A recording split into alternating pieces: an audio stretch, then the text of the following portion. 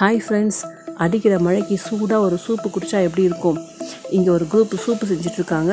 வாங்க எப்படி செய்கிறாங்கன்னு பார்க்கலாம். மஷ்ரூம் சூப் செஞ்சிட்ருக்காங்க. மஷ்ரூம்லாம் கட் பண்ணி ரெடியாக வச்சுட்ருக்காங்க. அந்த பொருள்லாம் ரெடி பண்ணிகிட்ருக்காங்க. இனி இப்போ ஸ்டார்ட் பண்ணிடுவாங்கன்னு நினைக்கிறேன். நானும் ஈகராக இருக்கேன் பார்க்குறதுக்கு. இந்த சூப்பு செய்கிறதுக்கு ஒரு பெரிய டபரா எடுத்திருக்காங்க. டபராவில் ஒரு பேக்கெட் எண்ணெய் ஊற்றிருக்காங்க. இது ஆக்சுவலி 150 பேருக்கு செய்கிற சூப்பு.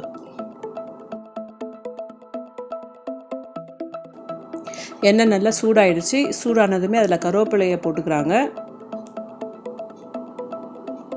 150 பேருக்குல அதனால் நிறைய கருவேப்பிலையே போடுறாங்க. கருவேப்பிலை போட்டுன்னா அது ஒரு வதக்குறாங்க கரண்டியில்.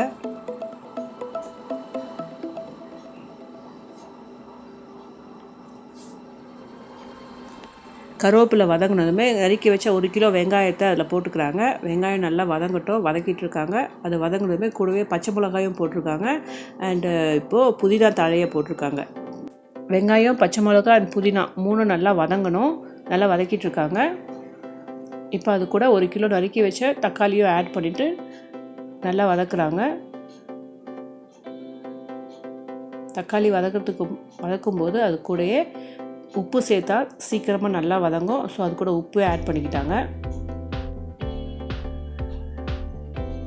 150 சூப்பில், அதனால் அதுக்கேற்ற அளவுக்கு உப்பு போட்டுக்கிறாங்க. இப்பயே தக்காளி நல்லா வதங்கிட்டுருக்கு.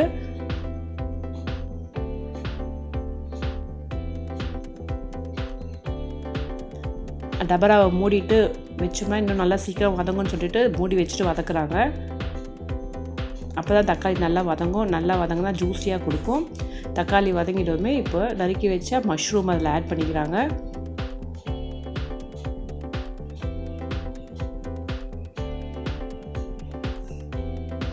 மஷ்ரூம் போட்டோடனே லைட்டாக அடி பிடிக்கிற மாதிரி இருக்குது. ஸோ அது கூட கொஞ்சம் தண்ணி ஆட் பண்ணுறாங்க. ஸோ அடி பிடிக்காதுன்னு சொல்லிட்டு கொஞ்சம் தண்ணி ஆட் பண்ணி வதக்குறாங்க. இப்போ இது கூட இஞ்சி பூண்டு விழுதையும் போட்டுக்கிறாங்க. வெங்காயம், பச்சை மிளகா, தக்காளி, புதினா தழை, மஷ்ரூம், இப்போ இஞ்சி பூண்டு பேஸ்ட்டு எல்லாத்தையும் போட்டு நல்லா வதங்கணும். இந்த பச்சை வாசனை போகிற வரைக்கும் நல்லா வதக்கணும்.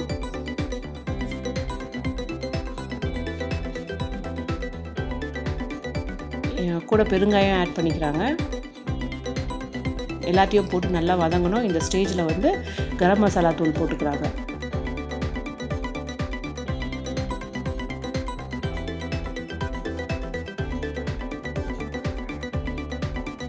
கூடவே சீரகத்தூளையும் ஆட் பண்ணிக்கிறாங்க.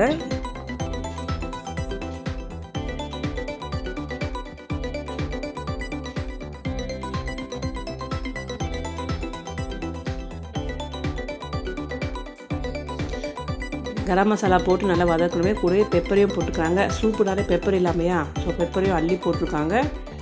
போட்டுட்டு 2 பேர், பெரிய டபரானால 2 பேர் சேர்ந்து வதக்குறாங்க. வதக்கிட்டு இப்போ தேவையான அளவு தண்ணி ஊற்றிக்கிறாங்க. 150 பேர்னால் 150 பேருக்கு ஏற்ற மாதிரி தண்ணி ஊற்றிக்கிறாங்க.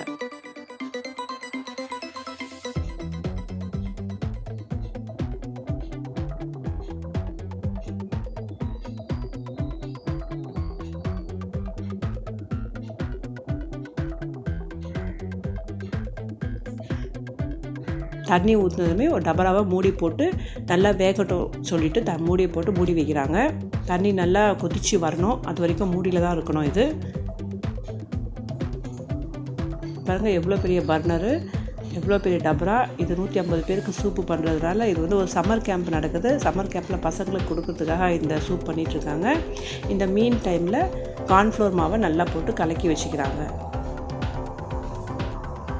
நடுவில் ஒரு தடவை டபராவை எடுத்து ஓப்பன் பண்ணி பார்க்குறாங்க கொதிச்சுதான்னு சொல்லிட்டு. கொதிக்கிற ஸ்டேஜில் இருக்குது. சீக்கிரமாக கொதிச்சிடும். பாருங்கள், கொதி நல்லா வந்துடுச்சு. நல்லா கலக்கி இருக்கிறாங்க. இன்னும் நல்லா கொதிக்கட்டும். மஷ்ரூம்லாம் நல்லா வெந்துடுச்சு. இப்போது பாருங்கள், செம்மையாக கொதிக்குது. இந்த மாதிரி கொதிய அளவுக்கு வரணும். இந்த கொதிய அளவு வரும்போது கலக்கி வச்ச கார்ன்ஃப்ளவர் மாவை அதில் அப்படியே ஊற்றுறாங்க.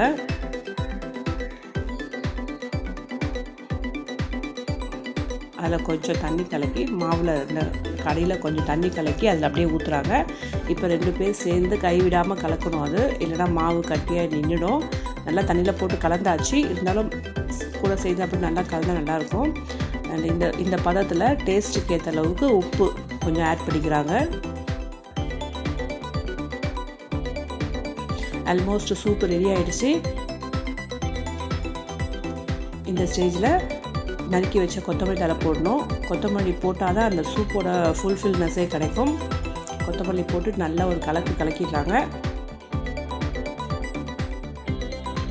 இப்போ கப்பில் ஊற்றி நமக்கு தான் தராங்க. கப்பில் ஊற்றியாச்சு, நமக்கு தான். வாங்க எப்படி இருக்குன்னு டேஸ்ட்டு பார்க்கலாம். கூடையே அந்த கார்ன்ஃப்ளெக்ஸையும் போட்டுட்டு குடித்தா அதோட டேஸ்ட்டே சரி டேஸ்ட்டு தான். அதுவும் மழையில் குடிச்சோம்னா செம்மையாக இருக்கும். நீங்களும் ட்ரை பண்ணுங்கள். இந்த வீடியோ பிடிச்சதுன்னா லைக் பண்ணுங்கள், கமெண்ட் பண்ணுங்கள், மறக்காமல் உங்கள் ஃப்ரெண்ட்ஸுக்கும் ஷேர் பண்ணுங்கள். தேங்க்யூ.